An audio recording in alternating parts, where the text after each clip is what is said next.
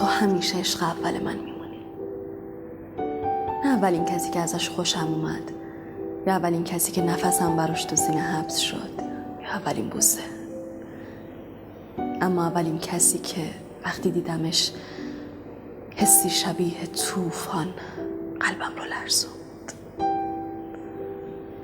از اولین باری که دیدمت فهمیدم همه قلبم متعلق به توه. تو قلبم مال خودت کردی و من هرگز از عاشق تو بودن پشیمون نمیشم. حتی اگه با هم نباشیم، من تا ابد عاشقت میمونم. سعدی قشنگ‌تر میگه به هوش بودم از اول که دل به کس نسپارم،